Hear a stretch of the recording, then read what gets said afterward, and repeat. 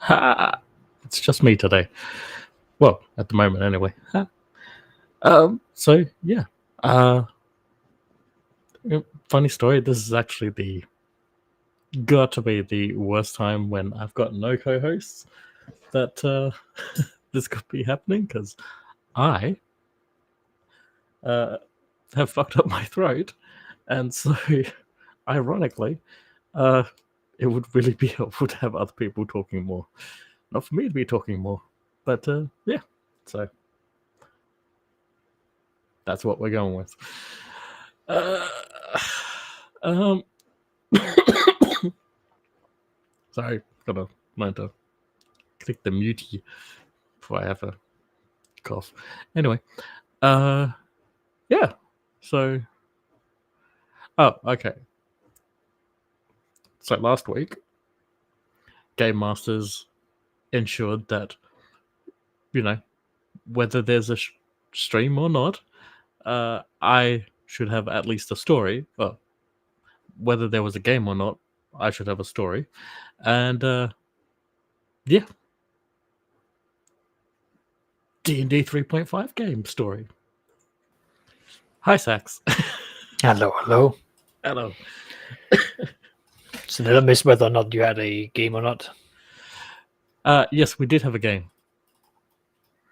Was it a satisfying game? It was until it wasn't. Hi. Yeah. Where there's a will, there's a way. It's funny how that happens, huh? Well, I'm going to tell you one. I may not be on for long because I'm outdoors and it smells like a dead animal out here.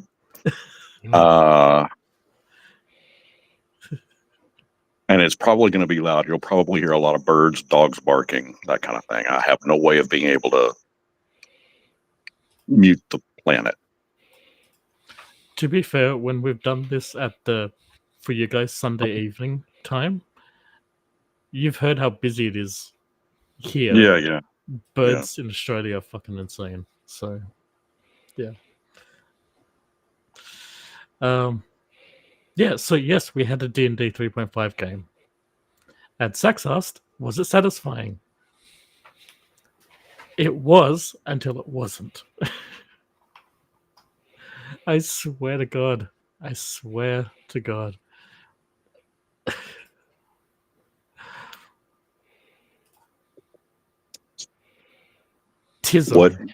What made it interesting until it wasn't? What made it interesting was that things were happening, which is always a good thing. Always a good thing in a tabletop game. What wasn't interesting was when we started an hour late, so we technically only had about 5 hours to play. And then we would have about 20 minutes of game and then about 30 to 45 minutes of, I'm going to be polite and say, discussing the rules of this or that. And did you announce this? Did you announce that? And oh my God.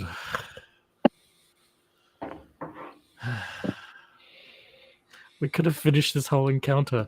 This encounter was basically designed to be the doorstop before the Jarl.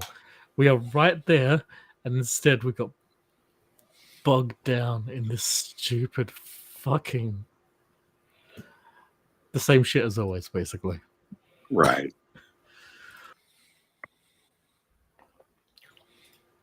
So, yeah. Oh, and I'm sick if you didn't catch that, so, yeah. Sore throat. Great for man torture. flu. Yeah, you've got the man flu. Yeah, except it hurts to swallow, so, Phrasing. No blowjobs tonight. The standards around here, I'm telling you, they're slipping.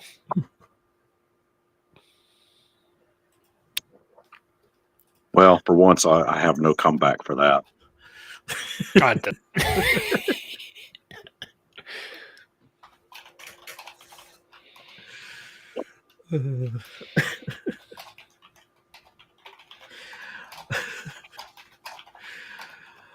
Dear. Anyway, so yeah, so 3.5, right? With you've got all these prestige classes and stuff. Yeah. One of our players is a Stonechild Warhawk. So basically, they essentially add their strength score to each one of their attacks, and they get like 5 attacks. At what level? He's 23, I think. Okay. Yeah. Epic level game. Yeah. Okay. Yeah, I got you now. I got you. So, like, apparently, it's been a very long time since he's had a challenge. So, one of the guards that this really should have been a cakewalk through, the DM also made a Warhawk, which he found out after going into melee with the Warhawk and the champion of Thrum, the giant deity dude, his barbarian berserker. So he's got a Warhawk on one hand, fighter Warhawk on one hand, and a barbarian berserker on the other. And each round he's losing about 210 hit points.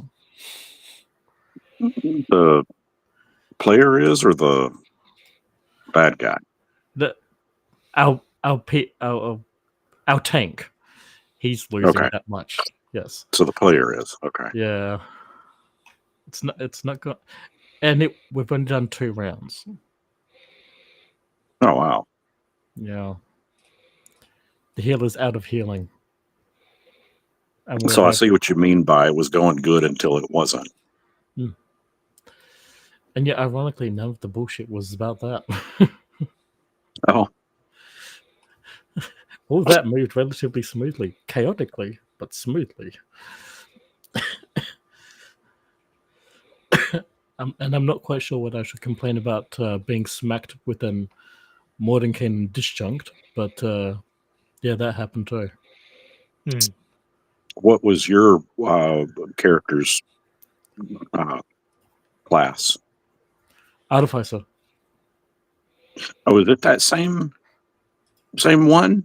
Yeah, it's that same one. Oh, I didn't realize y'all were doing. I didn't realize that was epic level at this point. Yeah, I'm the only one that's not epic level. Okay. Yeah.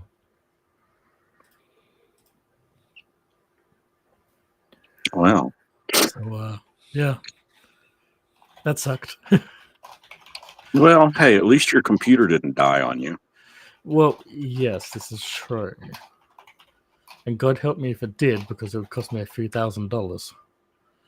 Yeah, I know. Well, that's this one. It was an Alienware Aurora R15, and so it's a Dell. Yeah, pretty much it's Dell. Yeah. I got somebody that's going to lend me it's a little plug-in device that I can plug the hard drive into, and then plug that into my other computer via USB. Mm-hmm. So I'm going to go pick that up here in a little bit and see if I can't recover some of my data off of it, because at the end of the year, this is where all of my the videos that I do for YouTube are on, and that also includes all of my daily adventure of the day ideas. Well, at the end of the year, I compile all of those into one super long video.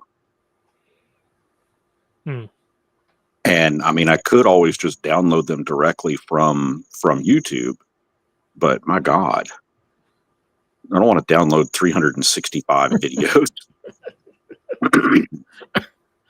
when I already have them, and just be able to stitch them together. Plus, the computer that I'm trying to use is remedial.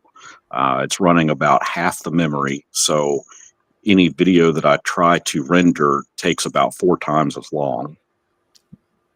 first world problems, but still, it's a headache. Yeah, but no, it is a headache because you're losing something that is quite integral to our life. Computers are. Yeah, It's not so. It's like emails and internet. We can't really go without it in this right. era, really. Yeah, and we've got, talking about that, we've got this app on our phones called Life 365. Birds, I'm sure y'all can hear that. Yeah. They're laughing at me. Yeah, usually course only they are. when we go talking. Yeah, but we have Life 365, and it lets us see where all of our family members are, right? And I'm like, my God, how the hell did my parents survive back in the 80s and 90s when I was driving around anywhere and everywhere and they had no clue where I was? Versus today, where I lose my mind if I don't know where my kids are. I Fair call enough. it the stalker app. Well, sure.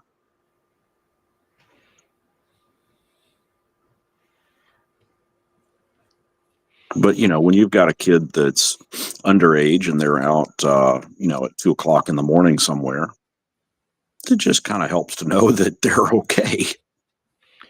No, it does. I mean, I can only speak for myself, but like when I went out,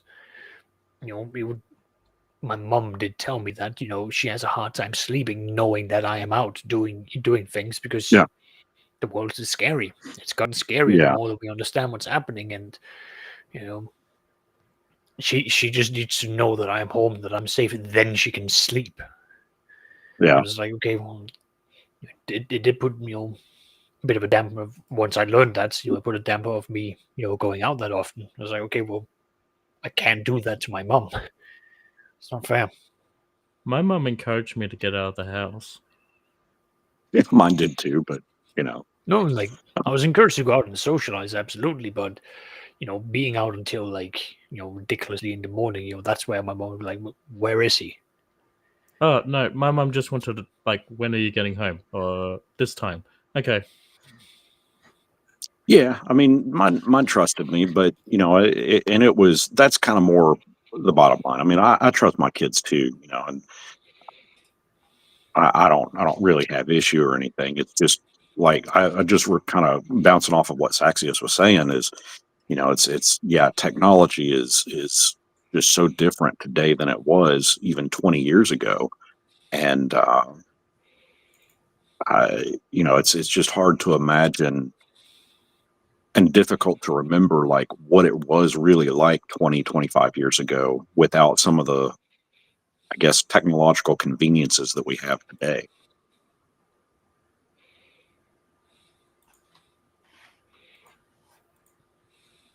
Kind of like, It was called freeing and being less stressful. yeah, but kind of like take your artificer. What level is your artificer? 16. Okay, take your level 16 artificer and go back in time to when he was level 2.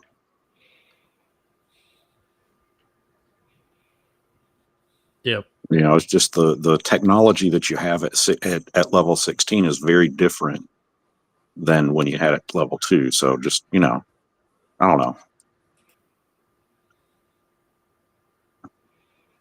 Did you ever create the homunculi that you were working on?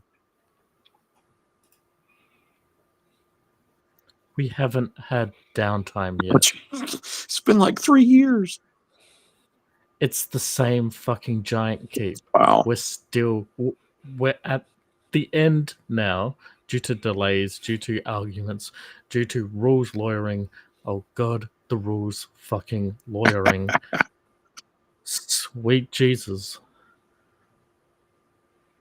I feel for the DM, but I also feel for the players sometimes. Yeah. It's a 50-50 half the time. Like, seriously, I just wish sometimes that they would just spirit of the game, not the fucking rules of the game. No, But 3.5, this game, does remind me of why I absolutely love running Cypher, though. It's a bit more flexible, plug and play. Yeah.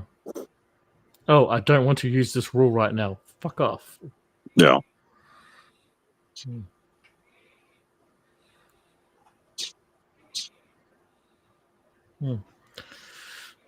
Sorry, it just reminded me. Grim finished a new beanie, and it's just got like 3 or 4 rows of "fuck" written across it. Nice. Yeah, it's awesome. I nicknamed it the "all the fucks to give" beanie. Nice. It's very fun being Australian sometimes. Yeah. I Well, bet. Sax, I think last week you were talking about a sci-fi game that you were about to run. Yeah, so I've been running this for the majority of this year so far.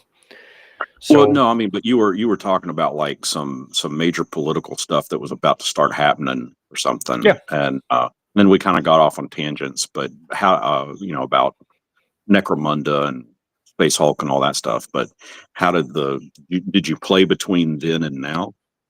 yeah, so we had a game yesterday. How did that go? So they are like they're very focused on like the recent planet that they've found. They've uncovered that there is some form of conspiracy, like Oh. the leadership of this because the planet that they found, there are 2 crashed spaceships, and things are not really adding up. So they've talked to the leadership who presented this like, oh, flowery thing. We've been surviving, do all of this. We just want to return back to the Imperium. It's our main goal. All this sort of thing. Like they just want to return back and do their duty. You know, things that you sort of go like, well, this makes perfect sense. They're clearly loyal citizens. And then the tech guy basically went, okay, well, I have this thing that I believe in facts, so I'm just going to go through all the data that they've given us. And he began finding a pattern that within the land, because these humans, they've been on the planet for 150 years. They've gone like through 3 or 4 generations of people, trying to work towards returning to the stars. And he found that in the last 60 years, the messages that they were sending out began having encrypted messages within them. Like, even though that they were, humans going, hey, help us, here's where we are, this is how you can find us. Within that message, there was another hidden message for other things to find the same location. And he was going like, this is really odd. So he was digging through and go on. Well, I was going to ask, so it could be a pocket of humans embedding something or something else that's intercepting that signal and embedding it. One or the other. Yeah. Okay. I got you. I follow you. Yeah. So the players, when they originally arrived there, they scanned the entire planet. They were told like there are alien like ruins or something like that, and they're like, oh, does it match these other aliens that we've met before? And I went, no, you've got pictures of those other aliens and how they built their things. They do not match this. And they went, fine. They didn't really bother to do anything with it since then. They did their discussion. Now they've come back and they've gone, we need to revisit what this is. So they went down there and they saw like, okay, it's not a building. This is an old derelict ship that has been heavily damaged. And it's an alien ship of some form.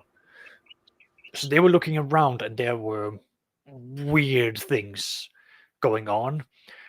The players could not roll to save their lives, and they're meant to be competent people.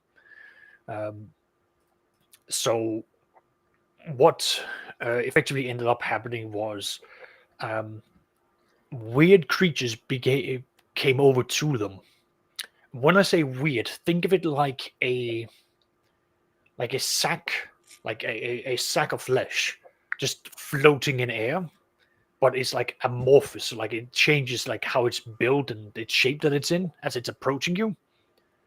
So you don't know what it is. You know it's approaching you. It is weird as all hell. It's got no wings or anything. It's hovering, over the about 3 meters, 1.5 meters, 2 meters off the ground as it's approaching you very slowly. The players just went, shoot it. We don't want to take a risk. The psychically active player then realized, we've just killed this thing, and it's let out a screech in the psychic voice. Why? And then they began having other things showing up, things that didn't fight normally, creatures that were not natural began showing up, and more of these blobs showed up, and they just kept shooting them. And every Yeah. time they killed more of these blobs, more creatures would come. These shrieks become louder and louder in the psychic world, and it ended up with a gigantic cockroach with the head of like the worm from Dune and spider eyes showing up and just rampaging through them. And they were just, it just went to absolute hell at that point. Thankfully, the players have weapons that can actually damage such a monster, so they're able to push it away. But as they're doing that, they realize, oh, there is something inside this alien ship that's becoming energized. So they go in there and they find 12 obelisk rocks, which has got inscriptions. And the psychic person is realizing these 12 obelisks are degrading reality, which means that they're opening a portal to the other side, to the psychic world, to the warp, which is nice, chilling. So that's what's going on. They don't know how it happened. They don't know any of this because, again, they couldn't roll to save their life. So Yeah. their plan is that they basically go, right, send the craft that they came in, send that back up to the main ship, load it up with explosives, and bring it back down. Nuke it from orbit. It's the only way to be sure. Yeah, they were discussing it, but like we don't want to like do catastrophic planetary damage because I've changed how the orbital bombardments happen. So if you want to do orbital bombardments, you also have to be willing to do major changes to the planet. So when you're running the specifically like a sci-fi game, how much like pop culture do you inject into it? Like how much from, say, for example, the movie Alien or Aliens or Predator or Star Wars or Star Trek or Battlestar Galactica? How much of that do you inject into the game? I take huge amounts from that. Like the video game Stellaris, I avidly just take of the various alien races because I need visual representations of what the players are engaging in. So that there's like, oh, you're talking to a slime creature. Here's what it looks like. I actually have a picture, so people are like, oh, this is what it looks like. Cool. I take from all of these things. I take, in this one, I was specifically stealing from Fallout, the video game, Fallout, the world. With the whole concept of like mutated animals and so on, and they're like, "Oh, okay, this is really cool. We've come into an area that's been saturated with what I refer to as warp energy or radiation that causes extreme mutations." So they're like, "Okay, this is really bad. This is the centerpiece that's causing it. So we need to nuke it." So they were going back and forth, and when one of the other players came down from orbit and looked at it, he realized, "Wait, this isn't something like." If we blow this up, it is because the player asked the right question, which is, if we blow this up, will it be like a Chernobyl side effect, or is it just going to be a big boom side effect? And I went, it's a Chernobyl side effect. You are going to have some localized heavy radiation that will massively change the ecosystem in this region. And he went, right. Let's take an hour and actually try and see if we can figure out how we can power this down, because this is alien technology. We have no idea how it actually works. And funnily enough, because again, that player had been paying attention to what I've been telling the other players, they did some digging. They did some very good rolls. And I was like, oh, you need some form of like control rods or like some form of like rods that you can put into these systems that basically captivates and nullifies the energies. So he was like, so exactly like a nuclear plant. And he went, yeah. And what kind of rods are these? They're very crystal formed. And he just looked at the other player who had been picking up random crystals as he was going along. He's like, do you happen to just have some random crystals that you've been picking up? He went, yeah. Now that I think about it, get out the duffel bag, compare and contrast, find out which one is the best ones, and just shove them in. And it worked. But now the players are very concerned because they've learned post game, after they've done some digging, what kind of alien that it is, and they've learned that those aliens have the ability of psychically manipulating people and creatures. What was there was a Spelljammer creature, and I even did a video about it, but for the name of it right now, it's just completely escaping me. But it looked like a big giant beach ball, but it was amorphous, kind of like how you're describing. But this was for second edition Spelljammer. I don't know. I don't know really. Like I just rolled up this creature randomly. It said amorphous and it had no shape, and I just went, okay, so it is just it's a ball of flesh and blood. That's what this, and that's what this is. It's like just a big ball of flesh. And I see, if I had my computer, I could look it up.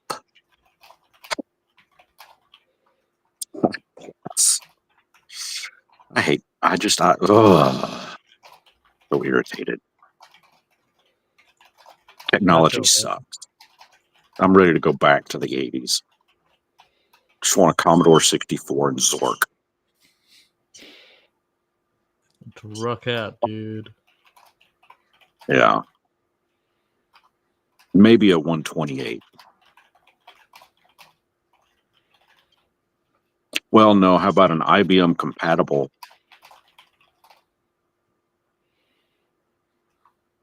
So I can play Ultima 4.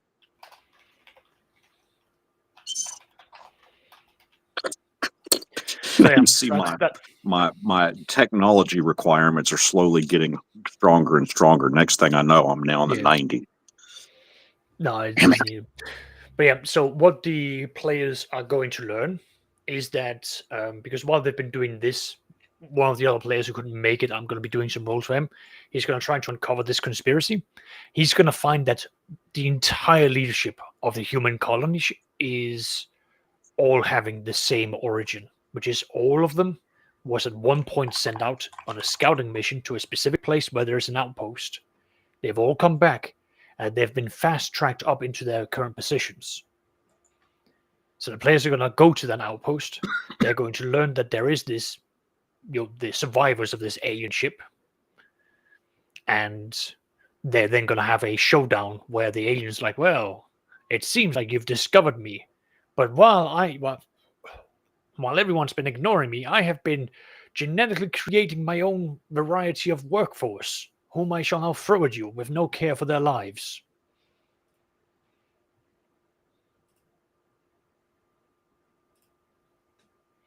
Because there's no... Yeah, Brian dropped out. I was trying to find his bloody monster. Oh. And now he's Z. I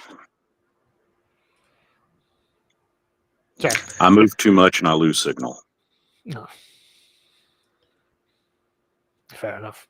Well, yeah, so the I don't know if you got the last bit, Brian. Basically, the players are going to learn, assuming that I roll well for the NPC, that the entire leadership all have the same origin, which is that they were sent somewhere to an outpost. They've come back, and then they've just been fast-tracked up the ranks, and they're now in the various leadership position. And a lot of the trusted people all originate from the same place, which means that the top level have all come from, have all been sent to the same place, which is, it's a coincidence, but coincidences are adding up way too quickly here. So this character is going to go, we need to go there and figure out what's going on, because this is getting weird. And if it is what we, if it turns out to be, bad, we need to deal with it, and then we can, turn around and deal with the colonist. They're then going to learn that this alien creature has basically been, what's it called? It's got telepathic powers where it can lower your, like, basically it makes you more receptive to its ideas. Then it goes into your brain and it reprograms you. And it's been doing that for like a very long time, like slowly eroding out the leadership of the human colony to the point of where it's now got a direct control over the human colony via all of its puppets. And that's why that they're sending out this hidden signal, because this alien is like, I just need either for my kind to come and find me, or for another race that I know that I can work with to come and find me.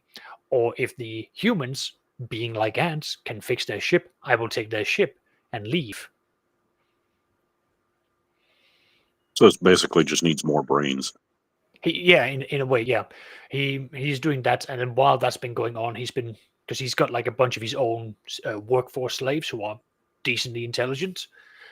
They've been taking humans, and then they have been using those humans' biology to create what's referred to as vat slaves, basically clones, but like they don't look like clones. They just like they don't have a face. They're just these like amorphous, like they're just these like creatures that are just like put together of like whatever it is that the aliens need. So they've just genetically altered them. It's like, do we need them to be strong? We'll make them big and hyper, very strong. Do we need them to be nimble? We'll make them, lanky and like thin. So they'll just like genetically make whatever workforce that they need. But they're constantly cycling through various humans because they have to constantly replace the next leadership. What's it called? The next rank of leaders. Well, and I mean, not to mention too, I'm sure that humans have a much shorter lifespan than the aliens do. Oh, definitely. So this alien's been on here for like hundreds and hundreds of years. Oh yeah. Yeah. But I also ended it with like a small warning to the players, because one of the other NPCs was the players have defeated the equivalent of like space elves in Warhammer. Are you familiar with the Eldar race? Yeah. Oh yeah. Yeah. So while they were doing that, he just went like, "Oh, we've got all these weapons, all this equipment, and so on and so on." And by the way, these Eldars really like gems and jewelry. To which the players just went, "What kind of gems and jewelry are we talking about?" "Oh, I don't know. There's just these like big stones that they all carry on them." And they're like, "Are they psychically active?" Oscar was like, "Yes, they are. They are exactly what you think they are." So the group is now sitting and going, "Wait, how are we going to deal with this? Do we want to deal with this? Because we can't just destroy them. That will cause problems. So we may just have to either hand." Oh, he's gone again.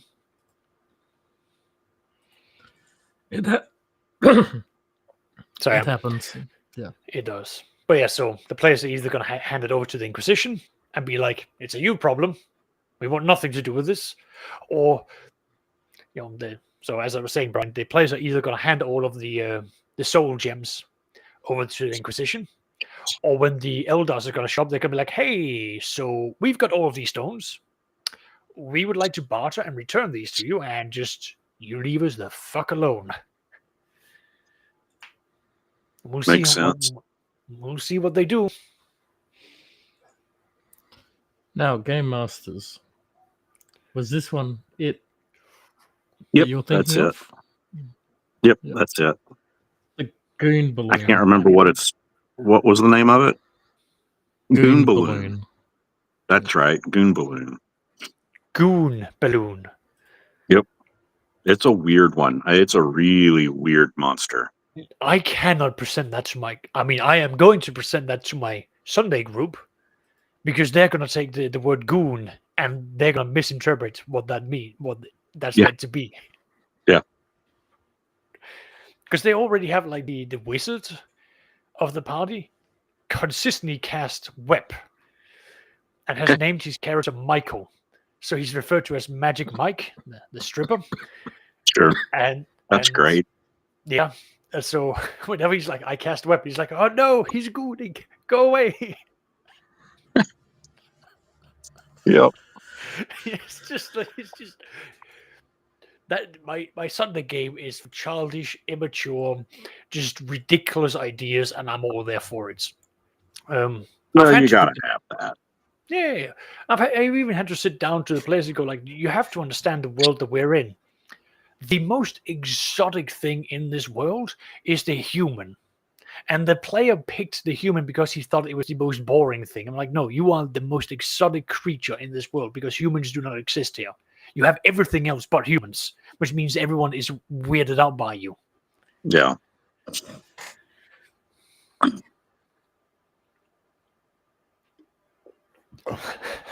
Well, And for your entertainment, one of the players decided that he was going to insult a dwarf. So he was like, Oscar, I look him dead in the eye and I say, what are you, a Duragar? And the hill dwarf looked back at him and went, oh, you fucking didn't. Wife, hold me back. I'm going to kill him.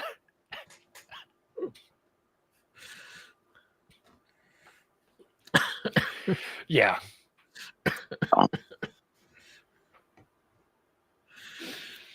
Oh, mind you, they have to now siege a hobgoblin fort, because that's going to be where they want to then start their domain play. So we'll see how that goes down. Their first idea is to sneak a Otiorg into the water supply and have the Otiorg poison the water supply by its disgusting body. And I'm like, you do realize that with time, all that bacteria from it will just disappear because they will then be clean. And they're just not registering that. So I'm just going to leave them to drop a zombie in there and just let that yeah. turn everybody else into zombies. Yeah, no, they could do that. I mean, if the group decides to apply any form of brain power, but at the moment there is just a mixture of retardation and autism that seems to combine themselves together, and that's what propels them. That's just normal players, Sax. That's I just know, normal players. I know, Seraphis, but like there are some points where I look at my group and I just go like, "Come on, could you just raise the bar a little bit?" And they go, "Lower it, okay." I was like, "Oh, you want us to be challenged? We'll make it even more ridiculous. We will lower the bar to the point where it goes down to China." It's actually kind of funny. In the game today, we had a point where we were like, because of what the Warhawk did, running headfirst into these two guys that he didn't know were going to start kicking his ass. And they're like, well, he is our other fighter's son. We should have expected this. Because his dad basically does this kind of stupid shit all the time. And I just had running through my head, well, then by that logic, the player characters must have gone back in time and been a sire in all of our families, because we've all been retarded just in the time I've been playing in this game. That's my coffee.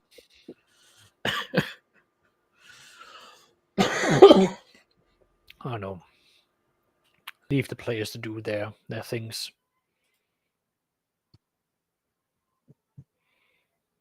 Good doggos. Neighborhood dogs. Oh, neighborhood dogs. Okay. Yeah, they're not ours. Okay. They just decide that they're going to come over, chill, and hang out. Pretty much. Yep.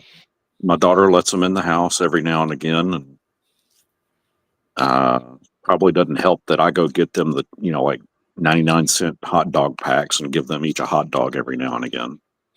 That will buy you a dog's love. Yep. Yeah, gee, I wonder why you have all the dogs. Listen, it's amazing that the dogs haven't gone and told all the other dogs, this guy over here loves us so much. He gives us hot dogs. And then the entire pack's going to be there. At least these dogs are clever enough to understand that if they don't tell anyone else, they get them over them. Exactly. They're like, yeah, we got to be smart about this. Yep. Smart. You can see the two P's in their brain, just like pop. It's like smarts. Yeah.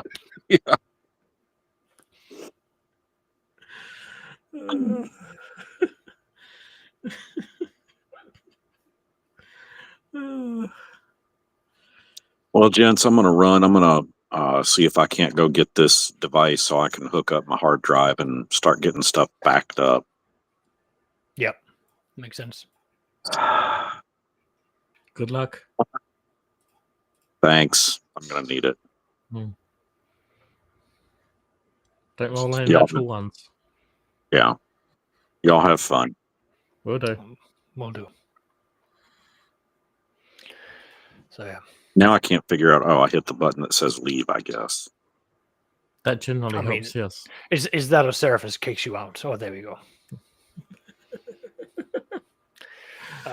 No, I mean, aside from that, Seraphis, when the 40k game, because I tend to roll like just it's one or the other. I roll really extremely well when I don't need it, or I roll ridiculously badly when I need it. Like it's complete polar opposites. I don't have like the center point.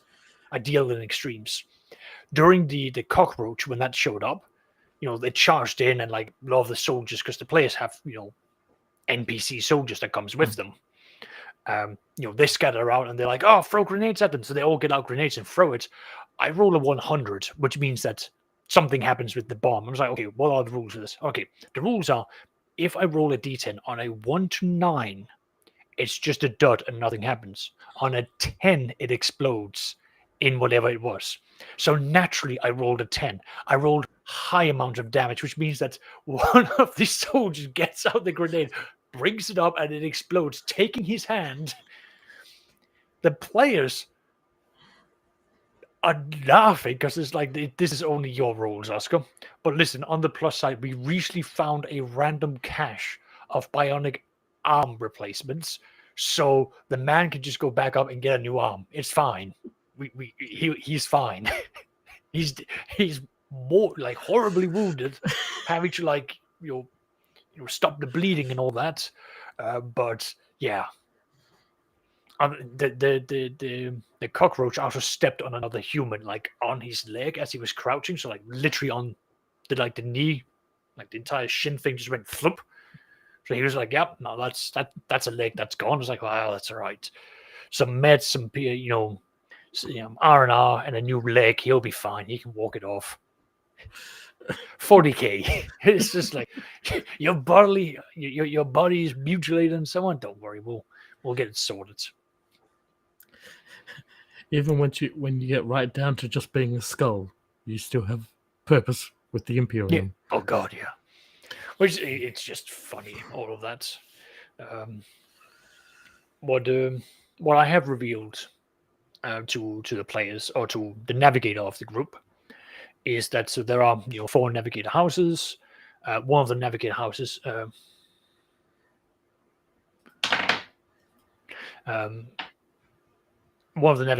is basically like a genetics supremacist. Like they will not let their navigator standards slip. No, even if it means that family is going to be perishing, they're like, no, we are dead hard. We are not degrading our biology, which is such a understandably, you look at that and go, you are utterly retarded to think that that's a good future outlook.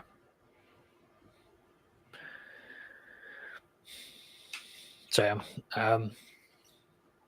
so he's been learning that that's been going on, but he then went to the other navy, because there were 2 ships, one being a merchant, one being a navy ship.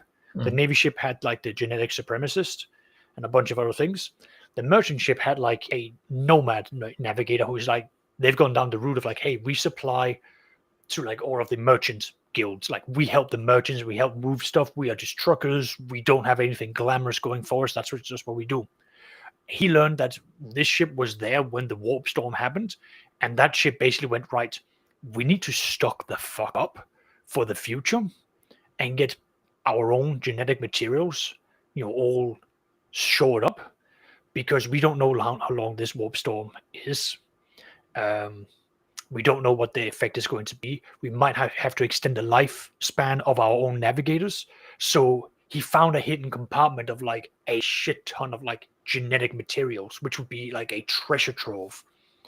And the player basically went, I only want to read the records, because there's got to be records about this. One, yeah, that's fine. You find this entire log.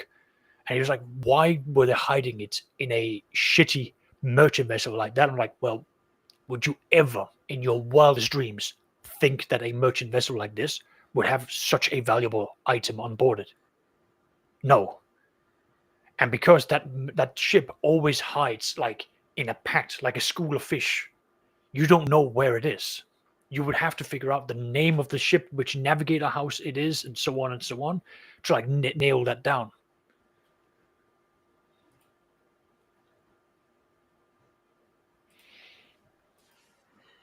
So yeah, that's so he learned that, and he's thinking like he wants to make contact to both houses, and basically like, I found your deceased members. I'd like to hand over the dead bodies as his protocol, and I'd like to hand back over the genetic materials that's been found or possibly even lost by this house.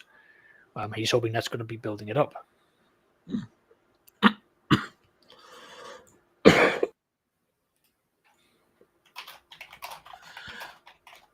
So yeah, it sounds way better than the game I'm playing in.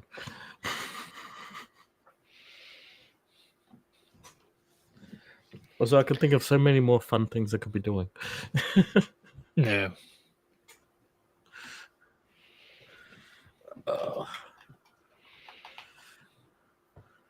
I mean, even just off the top of my head right now, just imagining all the ways you could try to hustle the genetic purists and stuff. Just yeah. I mean, so we've just reached month number 5 in the game. So I need to sit down and like write a whole bunch of like reports. What's it called? Let me see here. A bunch of reports, because they've got like an NPC merchants guy who is he's come in. His entire stick is to come in and help bigger organizations set up colonies and run the day-to-day stuff to like build it up. So the players have got like 1 agricultural planet, 1 mining planet, and now they've found an entire planet that's like pre-populated with like infrastructure.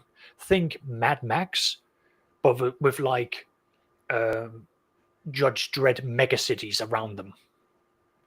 So he has to come in and evaluate of like, what can we do with these places, and be like, here's how long they're going to be sufficient. Here's where we have to like deviate and go this way. And the players have gone, we want to do like very humanitarian methods, which this guy has been selected. So he is what's referred to as a twice baptized colonist. So he was baptized when he was born. He was baptized a second time when he took it upon his personal mission to make the future of humanity bright and purposeful.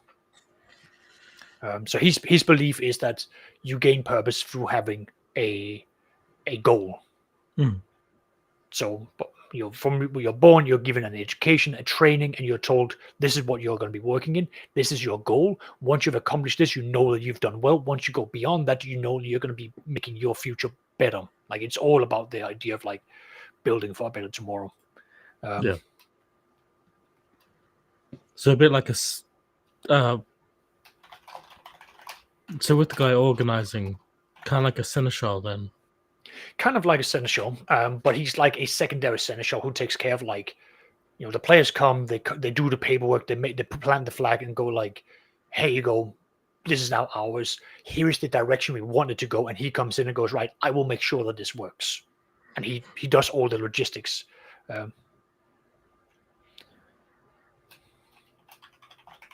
Just getting some message. So he's doing all of that in the background. There is an entire like system for me, like setting out what the goal is.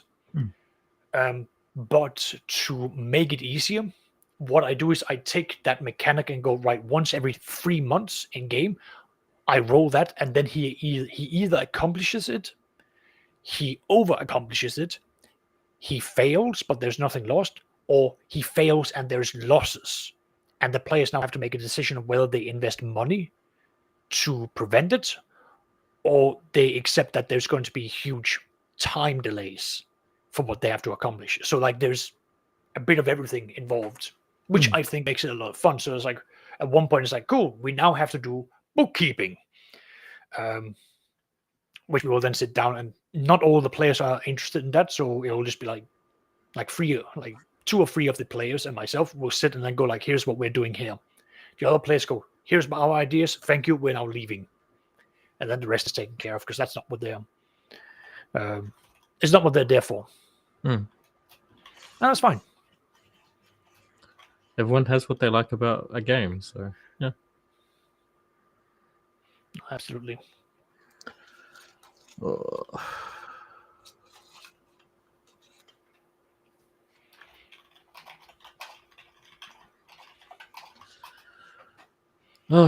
But yeah.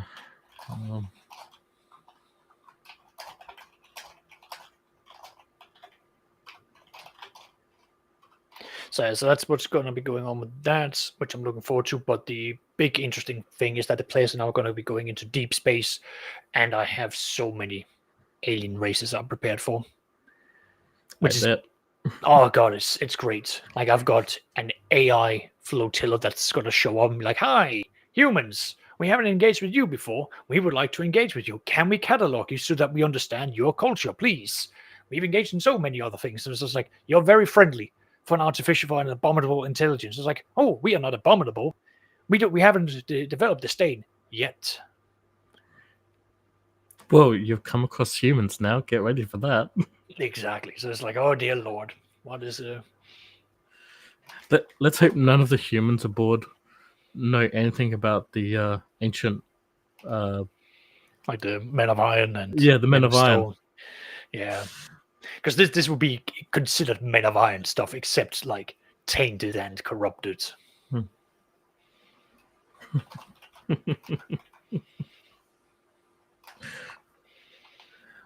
Oh, happy robot race. Have you met the Necrons? So I have snuck the Necrons into this game. So here's a fun comment from last night's sessions. One of the players went, there are some good news in everything we've learned.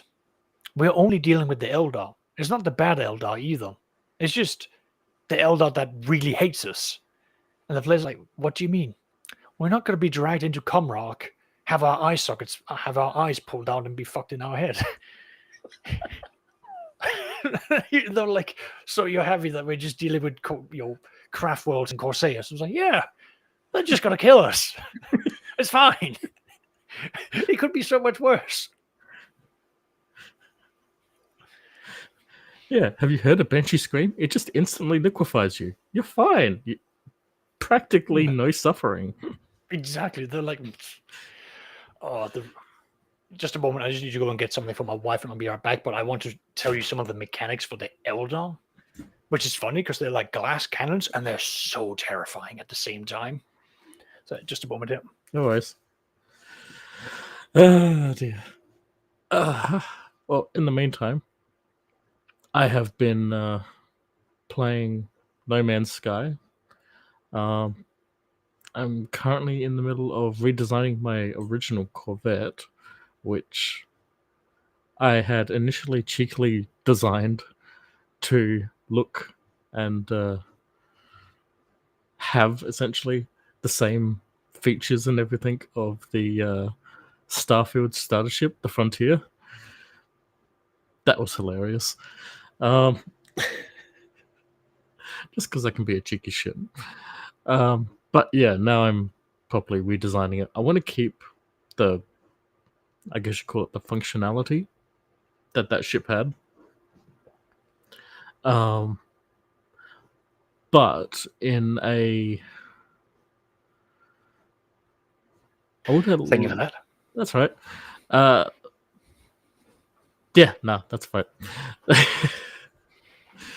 So the Eldar, their ships have got no shields, which means that they've got no major defenses against the big guns of the Imperium. What they do have is like hollow shield or hollow projections, which means that you think, or your radar thinks that they are 100 meters in a different direction from where they actually are, which makes them really difficult to fight. And technically, in a fight against them, you have to treat them as though they are invisible. So that means that, like, out of nowhere, they just show up and then they attack you. Mm-hmm. They've got the ability of get like super bonuses for their attacks. They fly really quickly, which means that they will come in, do their attack, and immediately jettison away from you. So that's how it is. Now, their first encounter with them, the players rolled ridiculously well. The NPCs rolled insanely well for spotting them and pinning them down, which meant that they can't go invisible. So in like 3 or 4 turns, two of the 3 Elder ships were destroyed. So that was fine. Again, very impressive. Not how I imagined it go. I imagined that they would go in, do their attack, go invisible, come back in, attack, and so on and so on. And their weapons ignore armor of ships to make it scarier, which is terrifying, horrifying. But worse yet is that if the Elder then does a boarding action against you, they get bonuses. And if they succeed, normally when you do a boarding action, you can either go on board, blow a bunch of things up, maybe do a little bit of critical damage, and then leave. Or you could turn around and say, I'm just going to roll 1d5 for the amount of people I kill and the amount of morale damage that I do. The Eldar can choose to do both. They can set things up and explode, and they can then kill 1d5 plus 2 of your crew population and damage 1d5 plus 2 of your morale. Now you're wondering, 1d5 plus that, what's that out of? Out of 100, which means that it is a percentage of your entire crew population that is being slaughtered in the span of 30 minutes. That is terrifying when you're looking at 7% that can disappear in 30 minutes on board a ship with 30,000 people. Let's do some quick math here.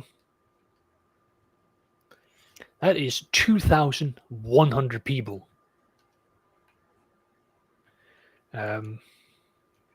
That's 35 people per minute. Yeah, that's not hard when you think of, like, you know, the engineering room and you just have 3, you know, fire dragons bust into a door and then just start plasma throwing everything in sight. Yeah, a lot of people die quickly. A lot of people are going to die quickly, and some of it's just like, we just blow this up, shut the hatch, and then it's vacuumed. Happy days. Yeah, but the aspect warriors, they're gonna want some up close and personal. Mm-hmm. Exactly. And those warp spiders, man, they're just gonna be jumping in. Yeah, you don't know where they are. You've got the Scorpion warriors as well, where it's just like they just run and they just go boom, boom, boom, boom. You know, people they just leave a bloody mess.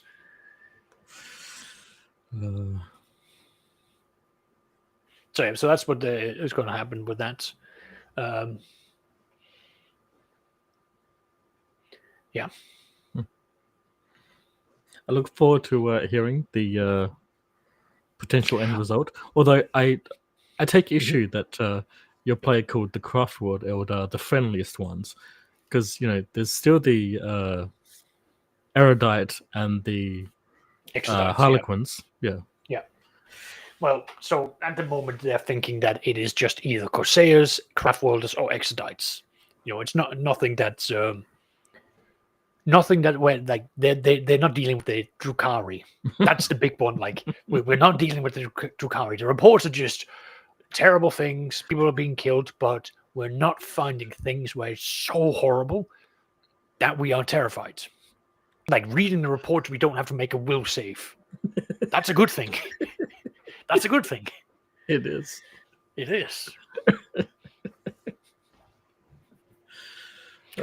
yeah, it is.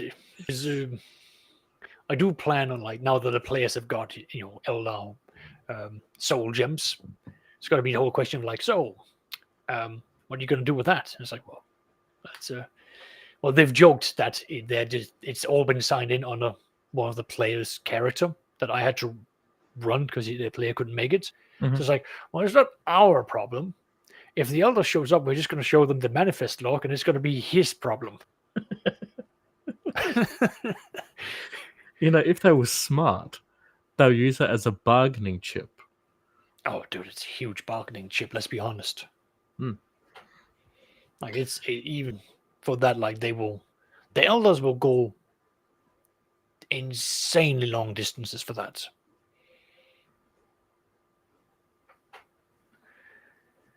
And hell, they could even get some good trade Yeah. for that. Hey, we will return these to you, but could we get one of these lances, the bright lances, for our ship? That would look really cool. I'm just saying. Like for I what? mean, 3 soul stones, was it? They have a thing is like 48 soul stones. I'm gonna have to tally up the weaponry that they're gonna get, because they have destroyed 2 ships. So they are basically hauling out this, the dead soul stones that has not drifted into the void. Wow. Yeah.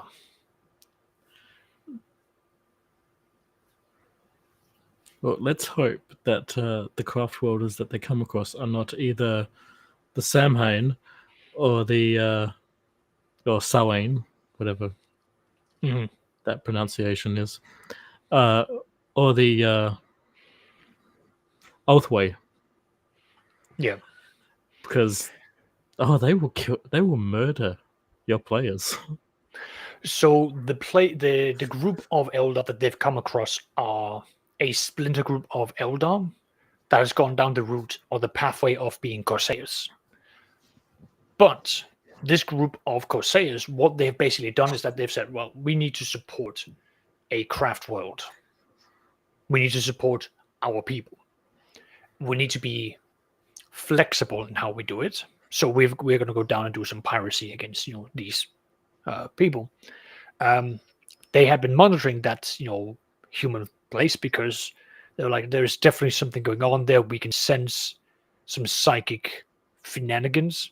And with the other players showing up, the captains that were there to oversee it just went, we need to get rid of them. So we're going to do a surprise strike, lead them away, disappear, and have them run around like on the outskirts of somewhere else, while we return back and then do like a quick land and like do our scouting to see if we can find what we need and then get out of there. Now that didn't work, because the players pinned them down on their radars and just went fucking kill them. So the one survivor has run off to the Corsair captain, who's going to be coming back with an additional 6 ships, and basically go, hey, so first and foremost, fair game. Second of all, we now need to discuss some things, because there's something on that planet that I want. You have something that I want. I'd like to not result in bloodshed. So how are we going to do this? Because if this is resulting in bloodshed, we are going to go the full way, because we have got something that we need. And you stand at losing nothing, and I stand at taking everything from you. That's how this is going to go down. Yeah. That's how they're going to do that. I'll be right back. Yeah, take your time.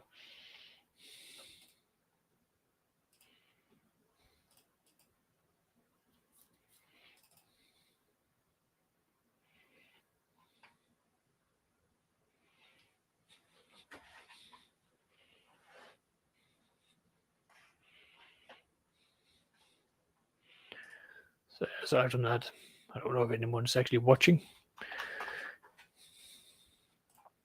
Can't tell from a restream, I'm afraid. No, hello, Dr. Mingo. I can see that at least we've got one person talking.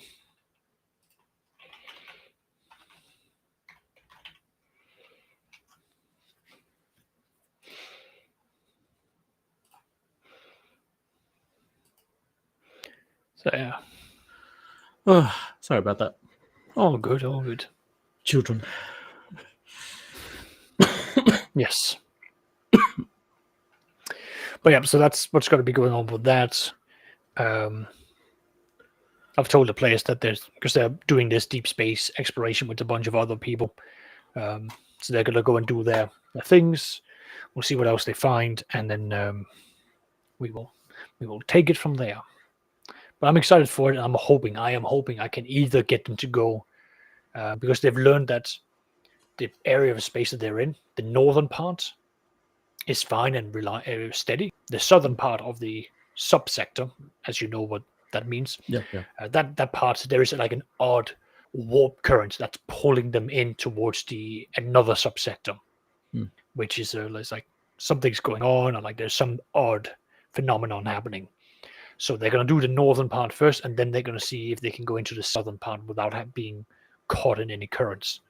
But if they do that, I hope that they go to I hope that they find the place with the Necrons. I really want them to find that, because that is going to be such a, oh fuck, we don't want to deal with this. No, thank you. No. But if they do and they get away, they need to have a Steve in tow. Hey, I don't know if you've seen that meme, where basically Just like, go on. it's a flayed one, and they're in a Imperial Guard outfit. He's like, "Yes, fellow human, for the was it the entombed gold, the golden entombed one." Oh, that's nice. Yeah.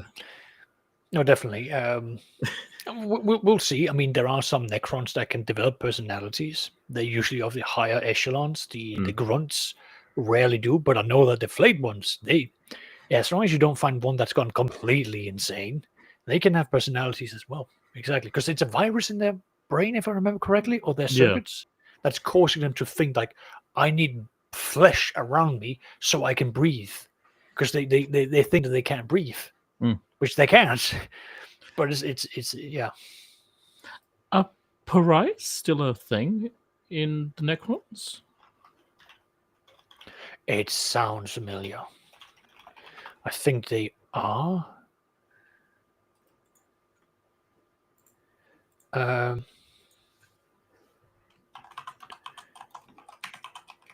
They are created from human victors that are abducted by Necrons and bear the pariah sieves and serves completely server from there. I think, from what I see, yeah. Because they would be a really interesting idea to have as like, oh, these people were part of our crew. Everything went to shit. We got away from that. Oh, wait. Why do we have Necrons aboard our ship? I forgot that if I do this, one of my players has always wanted to play a Necron. If I present this opportunity to him, he's going to sit there and go, I am ditching my character. He's going to look the rest of the group and hit the dead in the eyes and go, we must do this for the honest side.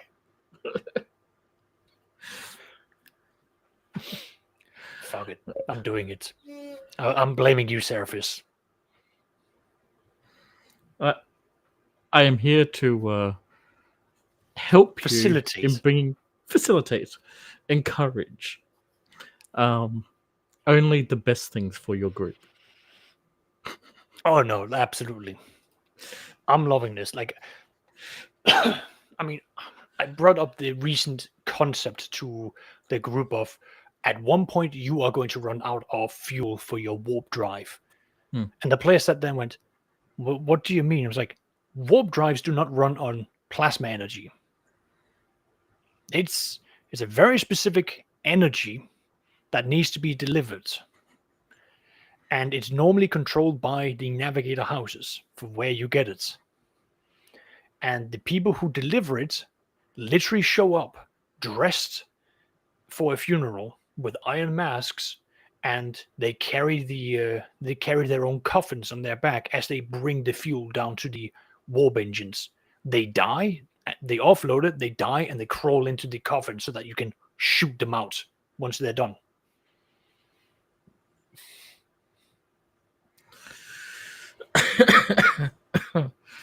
It's so fucking gay. I love it. But it's like it's a thing that they have to now consider. I have two questions. Yeah. Well, one question and then a potential follow-up. One, is this actually part of that Warhammer 40k lore? Yes. Okay. Two, in that case, is it tied to the whole the Emperor consumes 10,000 psychers a day thing? So they have never explicitly explained where it comes from. However, once you go and follow this thread, there are hints that the Astra Telepathica and the Navis Nobility have set up their own projects. So the Navis Nobility have got ways of like harnessing this warp energy to then put it into some form of liquid that you put inside of the warp reactor. That is going to require some form of sacrifice. It is a sacrifice that they are willing to make.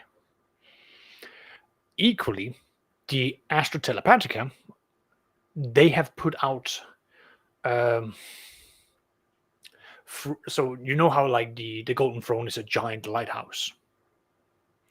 Throughout the Imperium, the Astra Telepathica, they have set up like beacons to capture that light and shoot it out further. Yep. And that requires the sacrifice of telepaths and psychers as well. So not all psychers are brought to Terra. A large majority is that because you gotta feed that thing, but a small minority is diverted to these like beacons. These I don't know what the correct terminology is, but like these nodes throughout the Imperium to keep them running so that everywhere else also runs. Have you presented any potential scions to the scions? Is it? I think it's scions to the party or to the story. Are you referring to the ones who are blanks, or are you referring to the ones who are supposedly descendants of the Emperor? Oh, those. No. That is. I'm not going to touch on that. That is a story arc that I don't want to go into. Because the concept, because you're going to bring out that's a can of worms that I don't want to open for this campaign. Because if you have the whole thing of like, oh, I am a node for the God Emperor, you're going to have the Thorians of the Inquisition coming down there like, we must take him and ascend him to the Golden Throne. He must be returned. You're going to have the other ones going, oh no, we can't have that happen. Oh no, he slipped and fell. Oh no, what's all this paperwork about you not having a warrant of trade? Oh look, what happened? Oh no. I'm not doing that. What I'm dealing with is I'm going to have chaos, specifically for Nurgle, and Adeptus Biologus being married together. Because I don't want normal Cornates and Siege. I want Nurgle and biology and terrifying aspects of that. That's cool. I like the concept of them going in and going, hey, we are improving humanity. You're making horrible monsters. Improving humanity. You shall become stronger with our tampering. They've already met some of the experiments of this group. You've seen Starship Trooper. So the brain bugs is something that they've been building. Jesus. Yeah. And then I've got orcs, ragdolls, necrons. Like I am putting so much emphasis on aliens in this game. Like that's what I want to put the emphasis towards. And there are going to be aliens that's going to be like, hey, we want to be trade partners with the Imperium. Can we set this up? And the players can do that. Well, yeah. Now, with these were the players who were like, we've got rogue trade authority from Gellyman rather than the Emperor, isn't it? Yeah. Okay. Yes. Yeah. So they are Bitcoin. No, Bitcoins. The Bitcoin billionaires. Yeah. Exactly. And I've actually found the rogue trader. I'm going to reskin them quite heavily, but I found the rogue trader dynasty that I'm going to bring in to be their opposites, and they are literally it's like day and night. They have a respectable frigate ship. It's got 30,500 soldiers. It's a decent ship. It's utilitarian. You can do a bunch of things with that. Nice, cool. You can do that. The other rogue trader that's going to be showing up in about no, they are going to be arriving this month in game. They're going to be showing up, and it is named the Emperor's Vow. because they have got a lineage back to the origins of the Imperium. They are going to show up there and be like, it's adorable that you call yourself conquistadors. It is adorable. We bring in the true vow of the Emperor, not some son's promise. We bring the father's promise. It's just like, okay, Jesus Christ. And they're going to be the polar opposite. Go on. You know, as much as I hate what I'm about to say, I'm also totally on board with the OGs, the old money road traders, being like, you fuckers just don't know shit. Yeah. And unfortunately, it's due to my own lineage.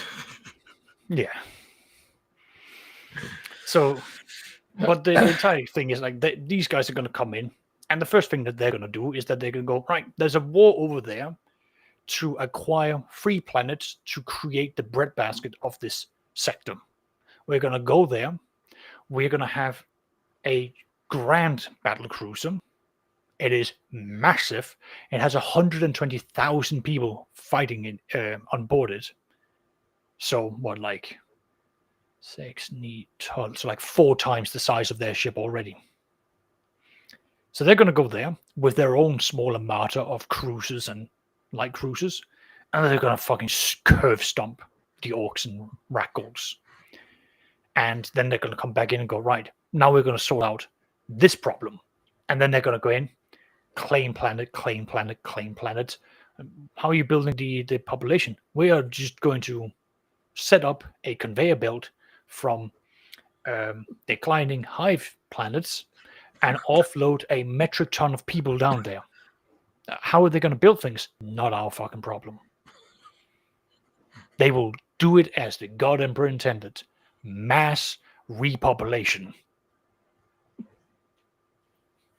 Like, all the players are like, oh, we got to make sure that this is functional, this is working. This group is like, don't give a shit.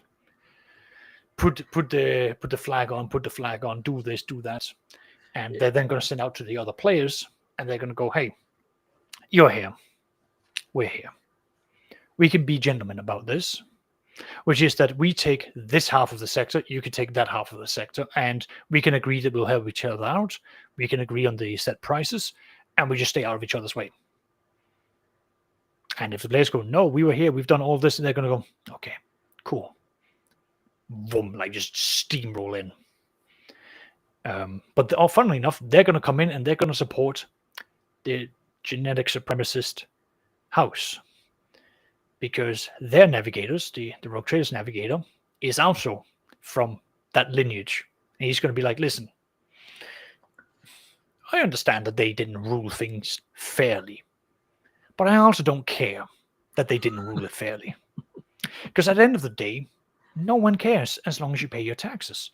We don't care that this other house is suffering. We don't care that you're falling behind things. We don't care that you're getting ass raped by other seniors as long as the planet doesn't fall. And if it does fall, that's your fault for not preparing for that.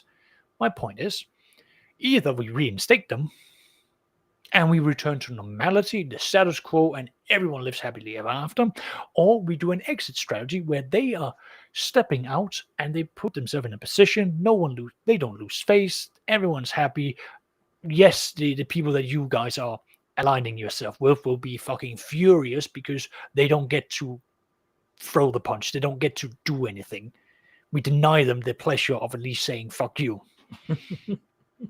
But we then get a new position, which means that someone has to be the new person in charge of the Navy. Oh, which, by the way, no one here is qualified for. I was like, what do you mean? It's like, well, clearly no one here has got the regal standing of that, so looks like it might have to be me and my family that steps in and do that, so we can find some form of concord. Like, he's getting like making them angry. Oh, I will throw them the bone of like, well, clearly we can't see eye to eye, so why don't we do another turn?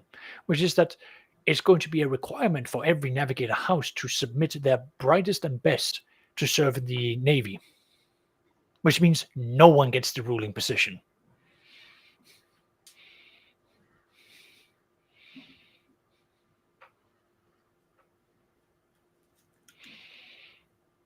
Sorry, Seraphis. Am I just smothering you with these concepts and these storylines that's just making you go, fuck, I need this drug in my life. I need this heroin.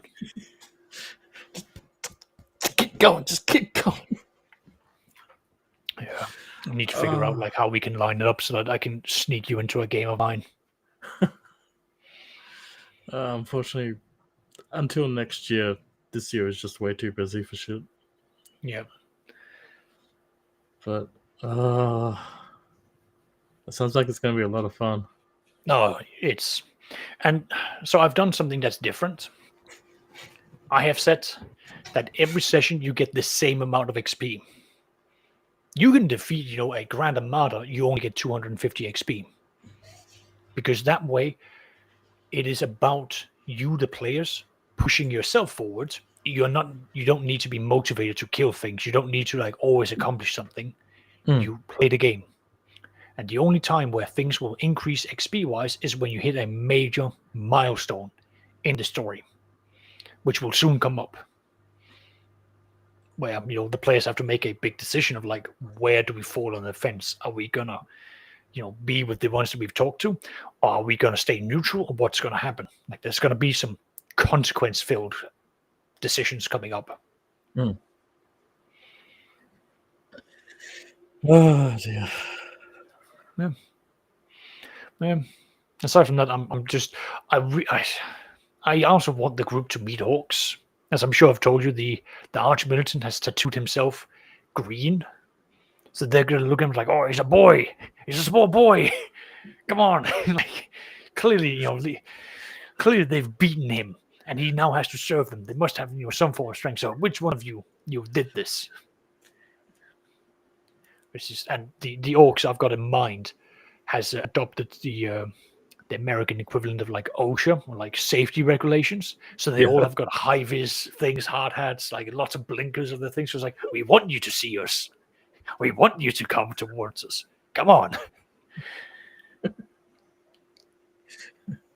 Orcs are just fun. I like Go on. I like the idea that instead of their ship being red, it's just high vis colors, and that's what's making them faster, just because they believe in OSHA so much. No. So it's not going to make them faster. It's going to make them tougher. The more visible you are, the more tougher you are.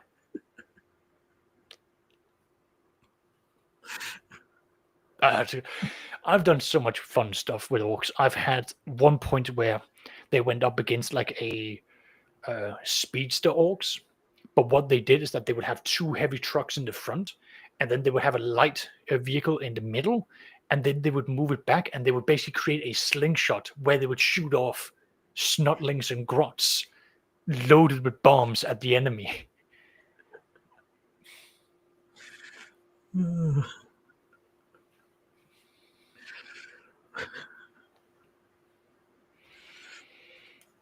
Is it true that orcs are basically fungi? Yeah. Yep. 100%. They are mushrooms. When they die, they give out like their blood is actually a spore, and they then implant themselves onto the ground. Then they grow up. They become snotlings. They then develop into orcs, and so on and so on. And the more intense the conflict, the heavier the spores become, which means the quicker they create more orcs, and the quicker. And if the orcs are exposed to conflict where there are more spores, they become bigger and tougher and smarter.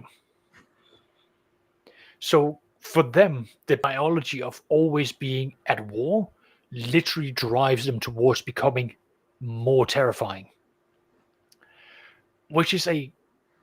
Which means that if there is a planet that's been landed with orcs, it is guaranteed from that day onward, forever, there will always be orcs rising up and trying to take over that planet.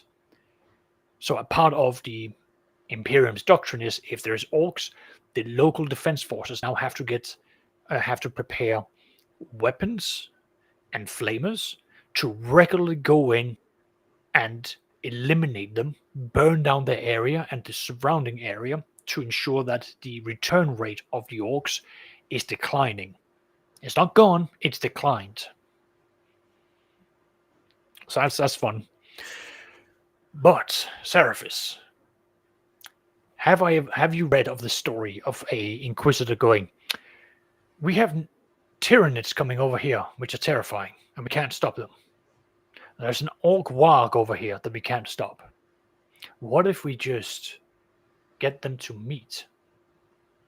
I thought that was an elder, but No. Well, the Elders have done the same thing. I mean, in Dawn of War 2, that is like the beginning story point. That's the beginning story point, that the Eldars are whipping up the Orcs into a frenzy so that they can generate a Warg that will rush in towards the vanguard of a Tyranid fleet and defeat them and shove them away. Mhm. So that's the point here. This was actually this one that I'm referring to is orchestrated by the Imperium, where a Inquisitor said, listen, we've got Orcs over here, we've got Tyranids over here, let's just get them to like yoink, and then we'll deal with them, later. Like they'll be occupied, we just swoop in and destroy whoever is the victor, because they'll be beaten and battered. There was a problem in that plan. I can think of a few. The main one is that the Tyranid becomes stronger the more they eat. The Orcs produce quicker and become stronger the more they fight. It is literally a vicious spiral. And the latest lore update is that the system where they met and they were fighting, the primary planet became so saturated with conflict that the planet gave in and was destroyed, because the Orcs were like, this is fucking great. We can literally just let loose. They are giving us a real fight. It was so intense that the Earth literally collapsed upon itself. So both sides just went, okay, we're just going to go to the next planet over. We're going to continue this because, yeah. The Orcs were like, yeah, man, this is fucking funny. The Tyranids is like, food. Food is going that way. Get the food. Exactly. But it is just insane, because you've then got like Sigurofs, who are these giant floating brains who are like, I'm all powerful. And then you've got the weird boys who are like, I don't know, I've just cut my head open, my brain's exposed, and I see the warp, and those things are fucking bright. Throw gasoline at them, and they just start blowing each other up. Like, it's just like, genuinely, you would have Orc mega stompers. Go on. Have you heard of the Orc Valhalla? The Orcs that get, when they die or when they were captured, got taken to one of Khorne's worlds in the warp, and they're just endlessly fighting. Yeah. Oh god, yeah, I have heard of that. So they got trapped in the warp. They ended up in Khorne's place, and they were just fighting so hard. And Khorne's like, I don't like these people. They seem to be fighting non-stop. I'm going to give them immortality. So they all just went, oh, we can't die. And we can keep killing them. So they just kept on mowing down Orc bloodletters. And they were just like, this is fun. And at one point, Khorne's like, I'm going to let them loose because they're clearly corrupted to me. The problem was they weren't. They were just having so much fun. So when he released them back into the world, they're like, what the fuck? No, we want to go back. So they kept doing these things like, the Paul's own boys, get back in there. Fucking get his ass. How dare you kick us out from a good fight? I've got some other things I want to share with you. Are you aware of Gaskell Fracker? The guy, or Sebastian Yarrick? Yarrick, yes. Yeah, Commissar Yarrick. You know that he is dead in the official lore. Officially? Officially. Oh, okay. Angron killed him. Oh. Okay. Because there was like also, that sucks. Oh god, yeah. For The Angron. fans were fucking furious. They were like, how dare you kill off Yarrick and have Angron do it?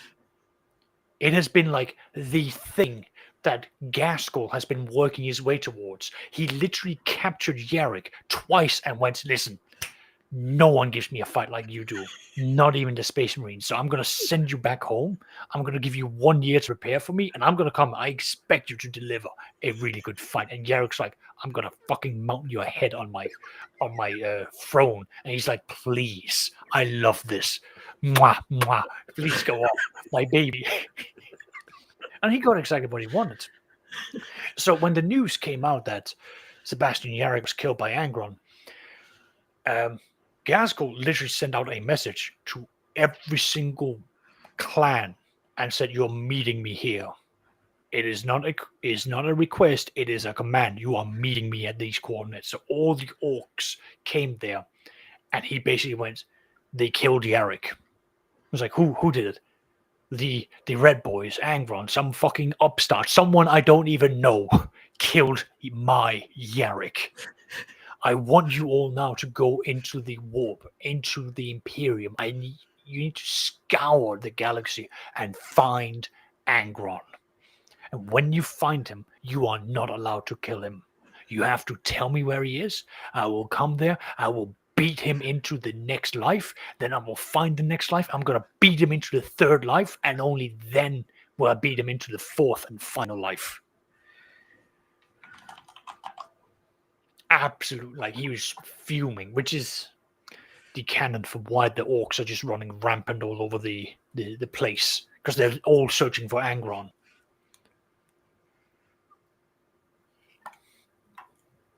Oh, that's and right. Funnily enough, go on. So, I was trying to remember which one Angron was. Angron's the one that's currently hiding in the warp because he's worried that the wolf is going to find him. Yeah. Yeah, he's a bitch. Sounds to fucking like. I don't get the appeasement of why Angron's like, oh, he's such a fallen character. I'm like, no, he's fucking useless. He couldn't take over his own world. He just wanted to die as a gladiator. He got the nails going into his brain. He's a fucking disappointment. Couldn't even do the basics. I mean, let's be fair. The reason why Lehman Russ has so many fucking titles and things after him is because fucking Angron couldn't get the job done each of those times. And that's before, he fell. Yeah. Angron never got shit done. He was just like, throw them in there. We will win in 36 hours. Oh, wait, no, that's Perturabo, who would be like, you have to conquer the planet in 72 hours, or I will do decimation of the Legion. It's like, my God. And don't get Perturabo. I just find him to be a man-child. Just like, I want to be the cool kid. No, you can't even do your thing right. Like, you have all the toys and you just throw it out the pram and have a hissy fit.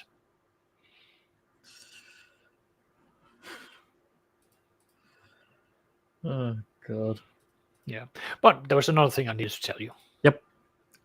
The Dark Elves, the Drukhari, have learned that it is really a bad idea to capture orcs because they love the pain. So you can't get anything out of them. So they would capture them like, oh, there's so many of them. Great, we can just torture them. And the orcs would be like, oh, yeah, give me some more. I was like, what? You're enjoying this? Like, yeah, I'm a strong man. Come on, cut some more. Go a bit deeper. And they're like, I don't like this. Come on. What do I need to do? Say please? Come on, twist the knife a bit more. That's not a knife. That's a toothpick. Show me a real knife. That's a knife. That's a two-handed sword. Yeah, shove it up in there. Like, right there, Daddy, right there. Exactly. And to make it even worse, one of the elders or Drukhari didn't understand that. So they were like, oh, I'm going to capture this orc. I'm going to put him in the death pits, and he's going to have to fight his entire life. And the orc was like, this is the greatest gift I've ever been given. I wake up in the morning, I go into the pits and I fight. And once I'm done fighting, I go to sleep. I wake up and I fight and I go to sleep. And then on the third day, I'm given a meal. Then I kill the man and I go in and I fight some more. And the Drukhari is like, oh, you fought so well. You may now be given your freedom. And the orc looked their master in the eyes and went, no. I have found my purpose. My purpose is to kill whatever is put in this arena. My purpose is to show you that I am just better than you.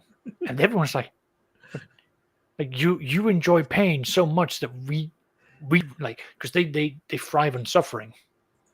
And the orcs are like, oh, he cut off my arm. delicious. I love this. So they're like, we can't get anything out of him. It's literally like pointless to like throw anything out there. He's just sucking out all the fun. So we're just gonna have to try and kill him, and then he would kill the people that tried to kill him. So it's like we can't win. And that Drukhari then sat there and felt absolute despair, but not like the good kind that they can enjoy. It's just like an orc has a higher purpose than I can ever find in my long life. And I can't even torture him. Even in boredom, he's going to find a way of finding enjoyment. His simple mind is just too strong for me to break. Oh, so this is a dumb young Drukhari then? Pretty much. Because They didn't. if he came from before the Cataclysm, he would have been fully aware that, the old ones created the orcs first. Yeah. So he's a dumb idiot then. Oh god, he absolutely retarded idiot. It just makes it so much more fun when you read it and you're just like, you really thought you were going to get something out of an orc by making it fight to the death. Like literally, that is, you've given him the greatest gift in life. I was like, but he has purpose. He should be afraid of this. No, like he knows what his lot in life is more than you do.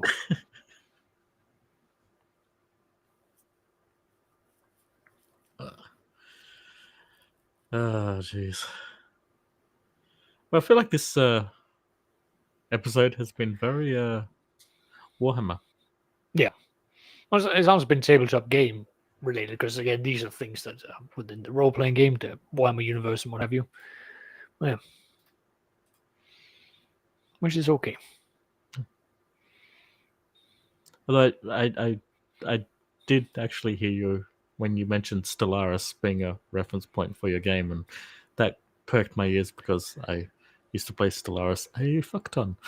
I need to re-download it because I'm trying to play it. The commentary that I would give was why other people wanted to play with me, because I'd be doing things like, why are these people here? Why are you in my space? I didn't give you permission to be in my space. Why can't I shoot? Oh wait, that's my own ship. And then sometimes I'd be like, I can't be bothered to deal with the uprisings. I'm just gonna make like a hive mind robot thing, and then because I would build another like workforce, and they wouldn't go into the tile I wanted, and I didn't know how to move them to the right tile, I would then be going like, how do I remove workforces? Like, well, they're normally removed when you bomb, when a planet's bombed. And you then just see like this giant armada moving towards the planet I was talking about and flying around. I'm like, how do I cluster bomb my own planet? And one of the places, we are literally watching a hive mind arguing with itself, wanting to bomb itself. In future updates, they've actually gotten that down to an art form now, right? I didn't know. Yeah. Well, yeah, so I didn't know. That's why they would do it, or other people would like wanted to play with me, and then you would have me basically playing Denmark historically in the sci-fi world, because Denmark historically has been a chihuahua screaming and biting at Sweden, which has been a superpower in Northern Europe for a very long time. And just going, we're going to fucking fight you, Sweden. And Sweden going, you don't have the money, you don't have the army, you don't have the navy, you've recently been screwed over, and you still think you can fight us? And we go, yeah, fuck you. Flam. I'm like, fuck, Jesus, fuck, stop it. So I'd do that in Stellaris as well, where like I'd suddenly be like, oh, there's an ancient empire. I'm attacking it. I was like, you don't have that.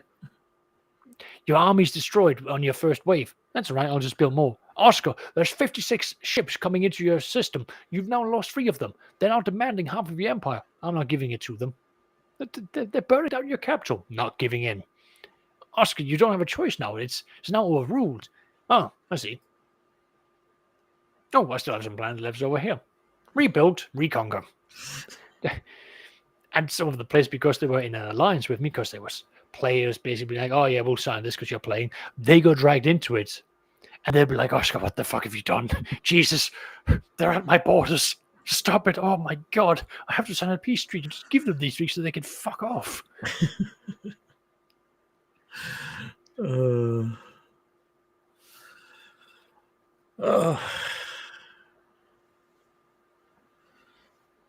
I think my common to most play styles is do you know Macross? Macross, no, I don't.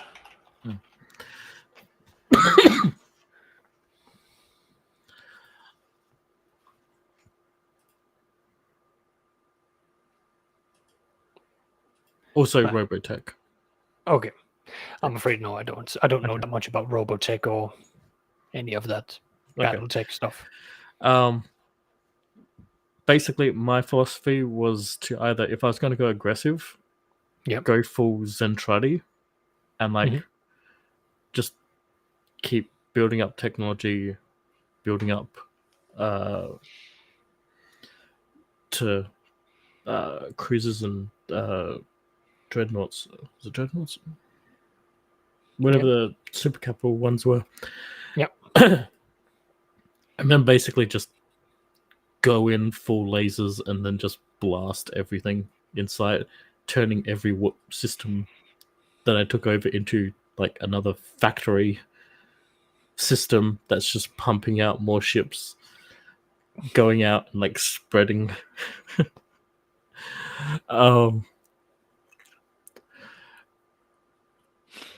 But I did develop a calmer play style, which was something more along the lines of like Alderaan from Star Wars, if they kept the peace with like a clone force. Right.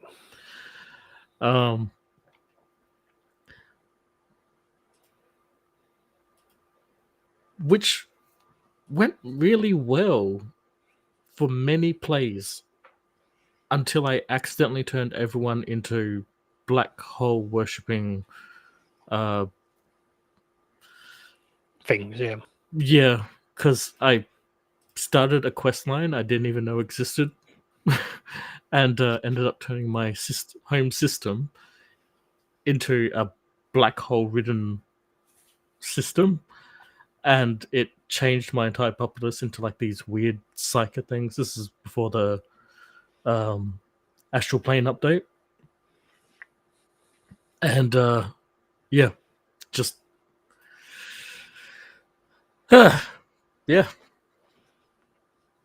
completely changed my lovely humans into fungal tentacle monster looking things. Again, I like Stellaris because it shows you like physically, like here is what your creatures look like, or here is how it sort of goes, and it just makes making aliens so much easier for the campaigns that I do. But yeah, no, that's muy bueno.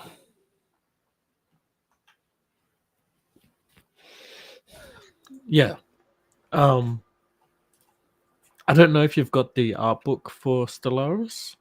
I don't think I do. That's got all the original profiles, ship